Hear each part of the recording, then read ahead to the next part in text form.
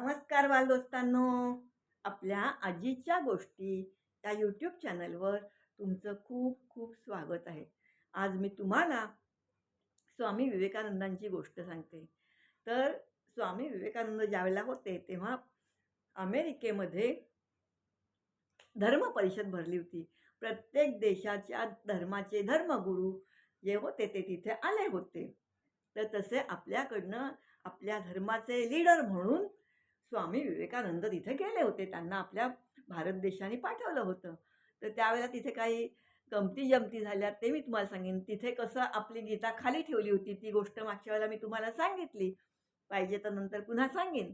पण तिथे गेले तर काय झालं, त्यांना तिकडे लोकांनी लुटलं हो, लुटलं. अजूनही लोकांना अमेरिकेबद्दल खूप अट्रॅक्शन आहे. अमेरिका अशी, अमेरिका तशी. पण अमेरिकेत चोऱ्या होत नाही असं नाही. त्यावेळेलाही तिथे चोऱ्या होत होत्या आणि आजही चोऱ्या होतात. होतात चोऱ्या. शोध भले पटकन लागत असेल, पण चोऱ्या होतात. तर त्याप्रमाणे तिकडे त्यांना अक्षरशः लुटलं. त्यांचे सगळे पैसे-बिसे कोणीतरी लुटून नेले आणि त्यांच्यानंतर लक्षात आलं, अरे ह्या लोकांनी आपल्याला लुटलं. आता काय करणार? हातात तर काही पैसे नाही. आता काय करणार? कुठेही गेलं तरी पैसा हा महत्त्वाचा असतो. पैसा पाहिजे ना सगळ्या गोष्टीला. आणि ते असे विमनस्क अवस्थेत तिथे एका बेंचवर बसले होते. आपल्या इथे कसे गव्हर्नमेंटनी बेंच लावलेले असतात ना, तसे होते. मी आता काय करू पुढे असा विचार करत होते. तर त्यावेळेला रस्त्याने एक बाई जात होती. म्हणजे आपण कसं मार्केटला वगैरे जातो, तशी ती बाई चालली होती आणि तिला स्वामी दिसले. तर त्यांचा तो सगळा भगवा पेहराव, डोक्याला भगवं मुंडासं वगैरे बघून तिने ओळखलं, की हे बहुतेक भारतातले असणार. कारण असा वेश भारतातच आहे. भारतातच, बाकी कुठेही नाही. तर तिने ओळखलं, की हा बहुतेक माणूस तिथे साधूसंत कोणीतरी आलेला दिसतोय. तीही बाई चांगली होती. ती बाई जवळ आणि तिने विचारपूस केली, की "कोण तुम्ही? भारतातून आलात का?" तर ते बोलले, "हो." तर म्हणे, "मग असे इथे का बसलात तुम्ही?" तेव्हा त्यांनी सांगितलं, "बाईसाहेब, असं-असं झालं माझ्याबरोबर. मला लोकांनी लुटलं, माझे सगळे पैसे लुटले." तर त्यावेळेला त्या बाईने त्यांना आपल्या घरी नेलं. त्यांची सगळी सोय केली तिकडे धर्मपरिषदेत जाण्याची वगैरे. म्हणजे बघा, त्यांना एकाने लुटलं तर एकाने सहारा दिला. म्हणजे सगळेच वाईट असतात असंही नाही आणि सगळेच चांगले असतात असंही नाही. एक वाईट भेटला तर दुसरं कोणतरी त्यांना तिथे चांगलं भेटलं. नाहीतर अमेरिकेसारख्या ठिकाणी काय त्यांची वाट लागली असती.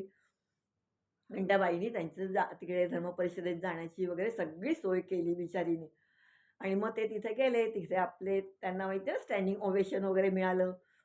तर तसं सगळं ते अक्षरशः जिंकलेच म्हणायला पाहिजेत. ते सगळं झालं, पण तिथे गंमत अशी झाली, त्या पब्लिकमध्ये आपल्याकडे पण येतात मीटिंग वगैरे असली की केवढं पब्लिक येतं. तशी एक बाई आली होती. तर ती बाई त्यांच्या मोहातच पडली. तिला वाटलं, आह! काय सुंदर माणूस आहे, किती हँडसम आहे. आणि किती प्रगल्भ, केवढी बुद्धिमत्ता आहे अफाट याची. तर आपण जर ह्याच्याशी लग्न केलं तर आपण ह्याच्याशी लग्न करावं असं त्या बाईच्या मनात आलं. आणि तिकडच्या बायका अशा फ्री आहेत, मनाने मोकळ्या असतात. अजूनही इंडियात असं कोणी लगेच बाई जाऊन सांगत नाही, की मला तुमच्याशी लग्न करायचंय म्हणून. पण तिकडच्या बायका मनाने मोकळ्या असतात. बोलायला फ्री असतात. त्यांचं कल्चर आहे ते. तर ती बाई जाऊन त्यांना सांगते, की "स्वामी, मला असं वाटतं मला ना तुमच्यासारखा मुलगा असावा. म्हणून आपण लग्न करूया. मला तुमची बुद्धिमत्ता आवडली, तुमचं रूप आवडलं, मला सगळं आवडलं. आपण लग्न करूया." पण आता हे स्वामीच ते. ह्यांना लग्नात वगैरे काही इंटरेस्ट नव्हता. आपल्याकडे असं काही नाहीये, की संन्यास घेतला तर माणसाने लग्न करू नये वगैरे असा कुठचाही नियम नाहीये. संन्याशाने सुद्धा लग्न केलं तरी चालतं. आधी प्रपंच करावा नेटका, मग परमार्थ जोडावा, असं आपल्या स्वामी रामदास स्वामींनी लिहून ठेवलंय. पण ह्यांना लग्नात इंटरेस्टच नव्हता. मग आता काय करायचं?